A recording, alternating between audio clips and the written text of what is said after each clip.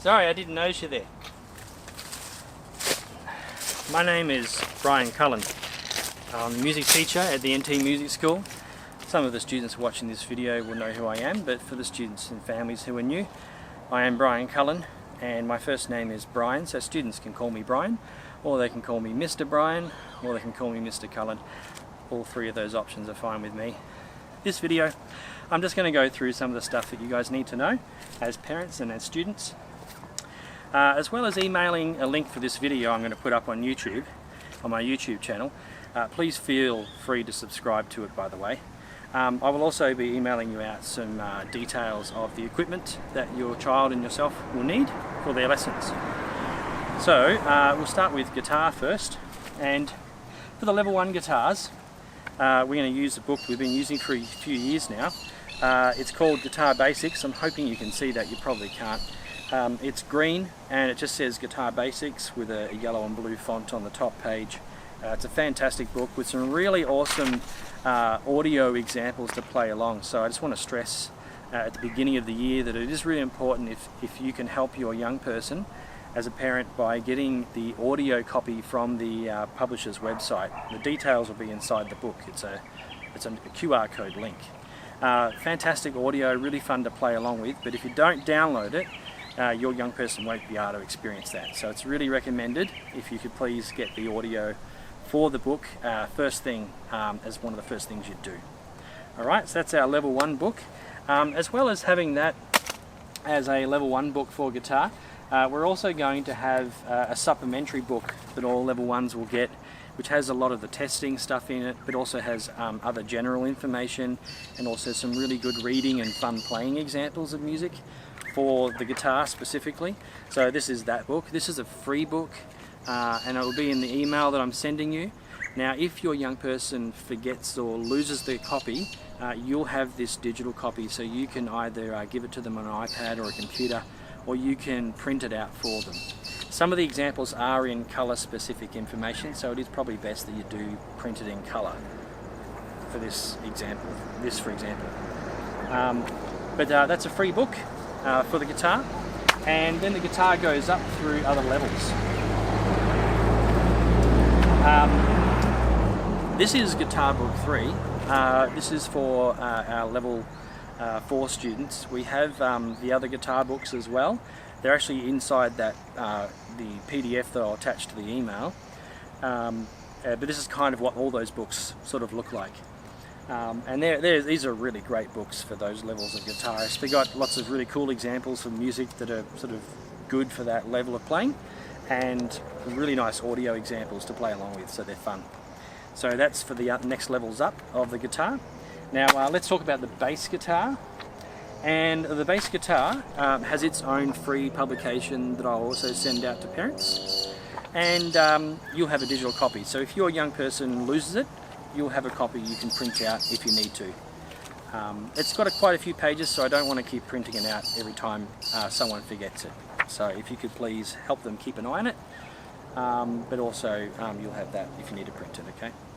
So that's a free copy, but like the Guitar for Kids book, the Faber Green one that I talked about on the iPad just then, there's also the Bass for Kids for the first year of bass guitar, and this is available from our local music shop for purchase as well. This is another fantastic book. It's a little bit different layout to the Faber guitar example. It's a bit more bass centric. It's got more examples that suit the bass as an instrument. So the guitar and the bass are quite similar as instruments, but the little bits about the bass that are different, such as the fact that it's more like a melodic instrument in the way it works in the music, this book suits that a bit better for the bass. Okay, as they go up through the levels, they'll be doing the other Hal Leonard bass books. So this is book 1, but that's really level 2. And then we have the other one says 1, 2, 3. Now if your young person is dead keen, and let's say one of their relatives is also a bassist, you may consider just getting the full edition, which will be overall cheaper. I wouldn't recommend getting the full edition if this is your first time and your young person hasn't done a musical instrument before, doesn't have say like a family member who plays that instrument. It's a lot of money to invest at the start. Probably just better off getting one book at a time and see how they go. But that's another fantastic resource. These are really good books, and available from the local music shop. Now, for our orchestral instruments, we have a higher instrument program. So if you're doing a brass instrument, like a trombone or a trumpet, or if you're doing a woodwind, like a saxophone, a clarinet, or a flute, then those instruments are actually higher instruments, and we go through a company called Music Core. Now, there's a little hiccup at the start of 2024, and that is that our instruments haven't really been prepped and cleaned and ready for our students yet. It's something that's been outside our control, but we're working with Music Core, our supplier. And so in the meantime, we actually do have some really great activities we're going to get stuck into. They're actually going to help them develop their skills once the instruments become available, which hopefully won't be more than a few weeks. We're going to do a lot of drumming, and a couple of things that are good about drumming is that it encourages ambidexterity for students, to start thinking about doing at least two things at once, and also left and right side of the body, of course. But also it helps them understand how rhythm works and what playing in time really sounds like, because the percussion instruments have a very acute sound where you can really hear if you're not in together. Whereas melodic woodwind and brass instruments, there's a way that the sound kind of masks a little bit where you're in or out together. It takes quite a few years of practice to really hear if you're actually in and out. So it's actually a really good start for our higher instruments, for our concert band instruments. So that's the brass and the woodwind, but it also includes our percussion groups as well. So our percussion do our hire of percussion equipment through Music Core as well. We'll have sticks I'll have sticks that I'll bring into the lesson, and music examples they can take home. These are the books we use for our program, for our band program, for our concert instruments I was just talking about. So this particular example is flute and saxophone, alto saxophone, and the drum mallet percussion. And these are great books, and one of the good things that's really good about it is that they lock in together, so the kids can play the same examples together, even if they're learning percussion or if they're learning sax or something. They actually go together pretty well. So that's about it for the setup for the course. If you have any questions, I would rather that you do ask me, so don't feel bashful about sending me an email. I'll try and get back to you ASAP. And looking forward to having a really good year with your young person, and looking forward to getting to know them. For this year, for myself, my professional development is going to centre around getting to know the students, how they learn, and in particular little modes of behaviours on a psychological level that develop their ability to perform in the lesson in a comfortable manner.